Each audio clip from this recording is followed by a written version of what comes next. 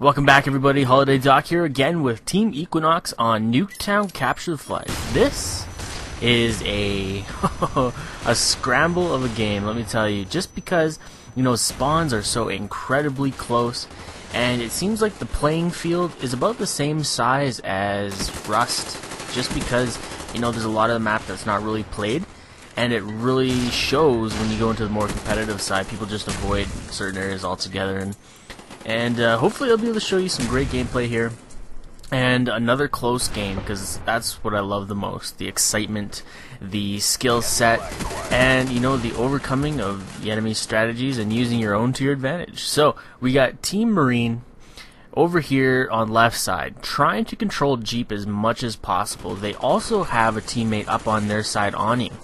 This, you know, this cuts off people from just being able to run right out through mid, run right out through left side, and it pauses them trying to get out of their spawn each and every time if you have somebody in that position. A downfall, you are dedicating somebody to a full-time position, and you're leaving, you know, a lot of counters up in the air. People are going to go to the window constantly to try to shoot you down. You're going to create a lot of havoc right in the mid part of the map.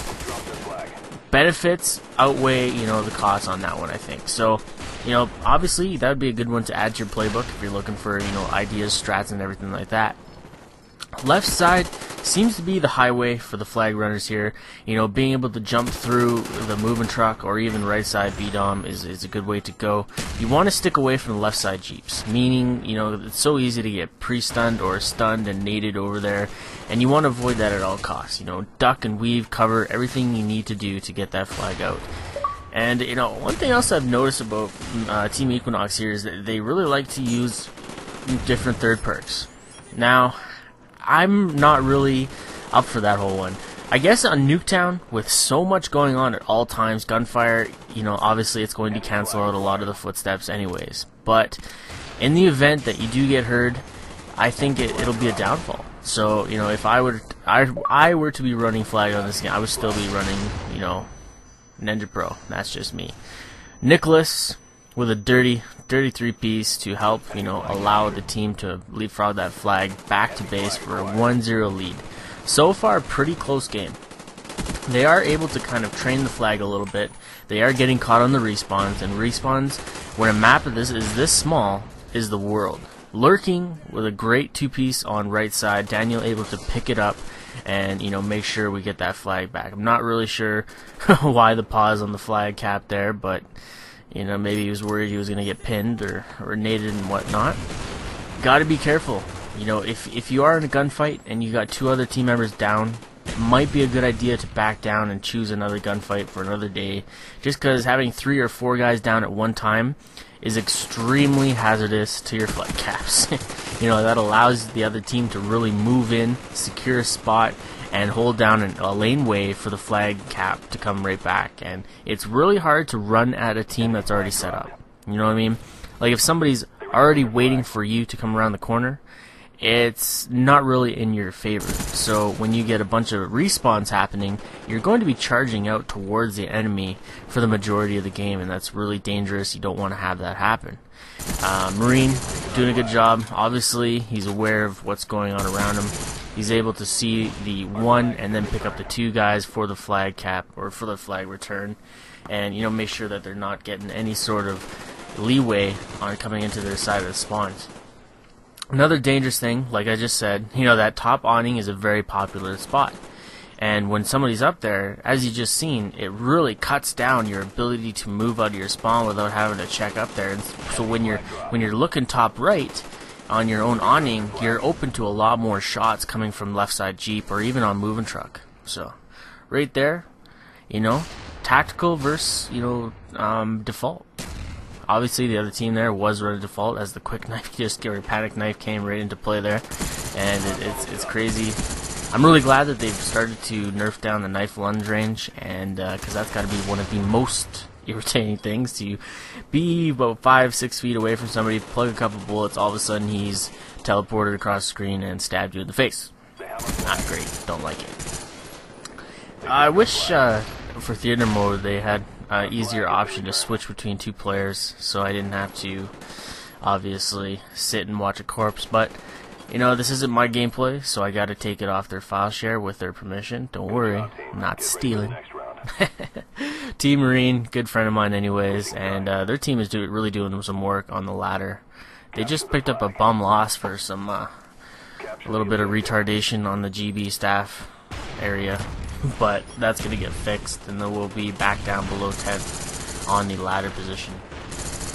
I want you to note something right there where Marine was shooting on those boxes. Very popular choke point to kind of catch spawns. If you can get some guy into moving to watch through yellow garage and left side grass, you are going to pick off a lot of kills right off the start. Only thing you have to worry about is forcing spawn. If you get one other guy to go past that moving point or moving truck and push up past left, you are going to flip spawns to right in the middle, which is very dangerous. If you've heard my Modern Warfare 2 CTF videos, you're going to hear me talk about forcing spawn towards your flag is always a bad thing. You want to keep them positioned on their as far back as you can for as long as you can. Just because, obviously, when you give them a quicker spawn to your flag, you're going to run into, you know, potentially more grabs, and you're going to lose focus on pushing up towards, and now your focus is going to be, you know, switched back to getting your flag back, which would, you know, obviously allow the other team to kind of move up and start to gain map control.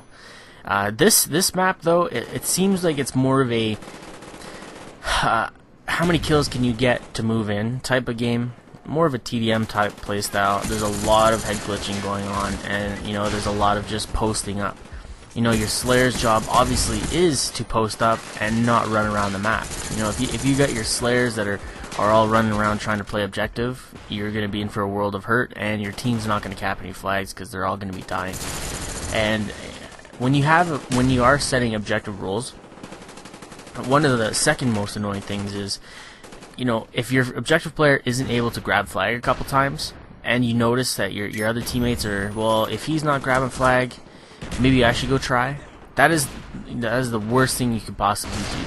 Because now you forced your objective player to kind of play it a little back, because now you're up in the spawn where you shouldn't be, and all that good stuff. So keep that in mind if you're new to the whole, you know, routes and, you know, rule types. You know, make sure you are setting rules and you are following them. Don't switch it up halfway through and decide that you're now going to be the objective player, because that'll just throw everything for a loop, and I think your team will run into a lot more trouble than having just your one guy go for it over and over again. I don't know, I doubt this is MLG variant. I forgot to point that out last time that it wasn't MLG variant. Yeah, it's not MLG variant. So, you know, there was some debates on, you know, rules and flak jacket allowance and stuff like that, but this is just regular map gen and all that stuff. Steady aim. I think Marine here, he loves a steady aim. Not really sure why. I really don't see any sort of gain in the fire rate or the fire concentration before 10 feet. You know, I think the kill rate is still quite the same on the AK, and I think the steady aim pretty much only affects after that mid-range point. So I wouldn't use it. I would throw something else on there, like hardened. You know, even. Yeah, I would use hardened. I think in a small map like this, you're always getting shot at. Why not have the advantage and being able to switch it up like that? Getting the added kind of gun support, gun control on your gun when you're into these gunfights is a great way to go. This is a little bit dangerous.